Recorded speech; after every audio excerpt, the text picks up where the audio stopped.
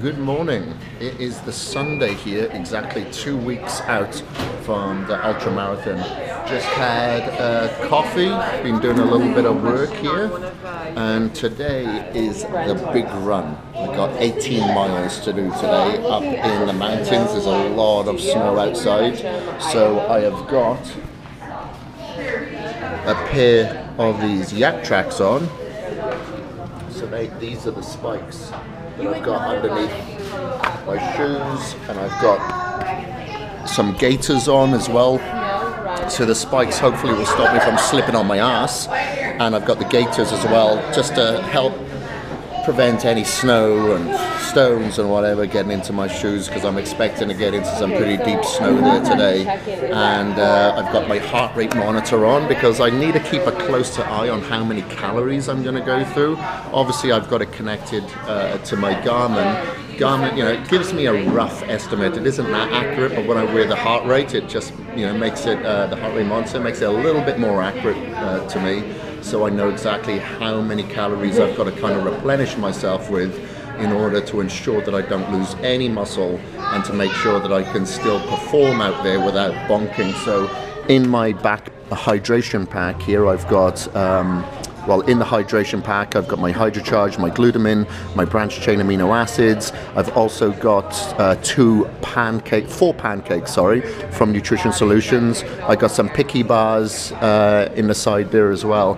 And I just had a big breakfast with like 2 cups of oats and a scoop of recaged with some glutamine and BCAAs in there as well. And I also had some seeds, some chia seeds, some flax seeds, walnuts, hazelnuts and almonds in there as well.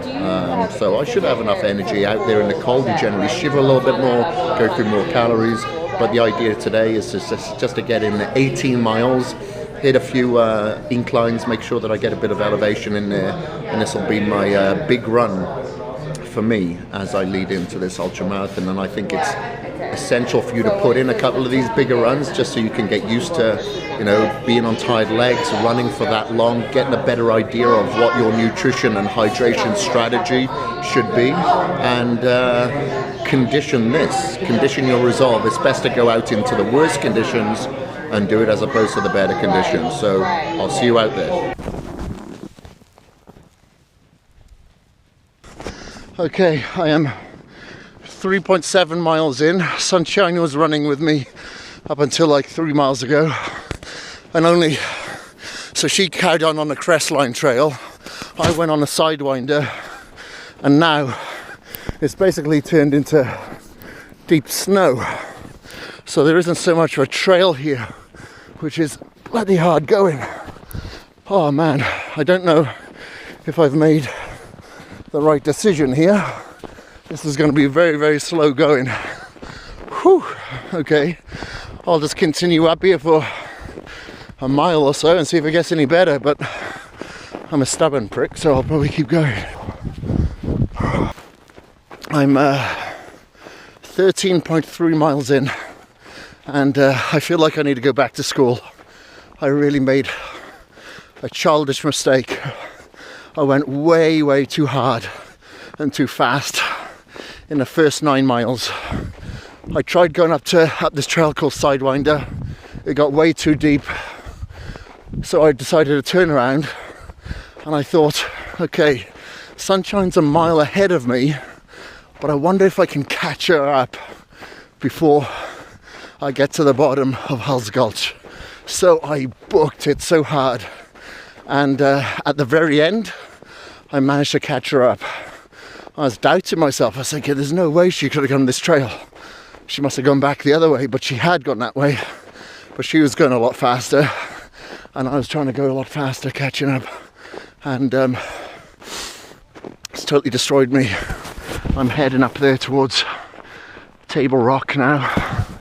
And this is going to be a struggle. And tomorrow's Christmas Day leg workout is going to be tough, so I'm going to have to get in a nice bath, I think, some recage, and hopefully recover for tomorrow. I'm 15 miles into this run now. It's not so bad. I'm definitely recovering. So what I did was just paced myself very, very steadily, made sure I increased my leg turnover, my cadence, took smaller steps a little bit, made sure I was very soft with my steps as well, keeping my center of gravity rather low, because I noticed, because I was booking it pretty hard, especially on the downhills, knowing that I had yak tracks on, I had more grip, I put way too much stress onto my knees and I could feel them inflamed a little bit. So I've taken it easy. I made sure that I got plenty of good clean calories in me. I hydrated a little bit more and I feel like I'm bouncing back. So I'm very confident I'll be able to pick up the speed now for the last 3 miles. Whew. It's a beautiful day, baby.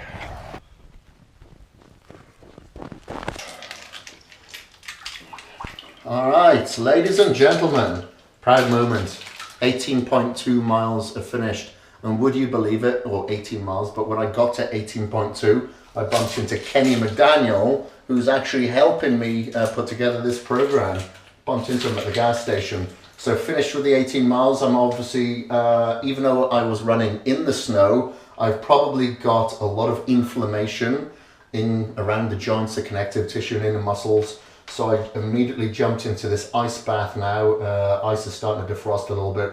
I'll probably stay in here for another 10 minutes and then jump out, have a big feed, had my recaged, and just begin the recovery process as soon as possible, because it's Christmas Day tomorrow, which means one thing: legs. Has been for the past 15 years, and this year's not going to be any different. So I need to try to recover and recuperate these legs a little bit, so we can get straight in away from the ultra marathon running and get straight into the bodybuilding as a hybrid athlete would. And Sunshine, turn it on you. What did you do today? What's up? I ran 8 miles. 8 miles. Mm-hmm. And when was the last time you ran 8 miles? Probably whenever we ran Stack Rock. Stack Rock, probably about 4 weeks ago. Yeah. Actually not that long ago, but this was in the snow, so yeah, quite a bit harder. First time in the snow. Wasn't bad. Highly recommend it. It was Never, so much fun. and you never even hiked in the snow? I've never trekked out in the snow. And now she's running. There you go. See, this is just one of the positive attributes of dating Kris Gethin. Fucking hell, she thanks her lucky stars I'm so every thankful. day. What an adventure. I know. Bloody hell, I'm just one big fairground attraction. Exactly. I gotta watch this. She treats me like one as well. I love being treated like a fairground attraction.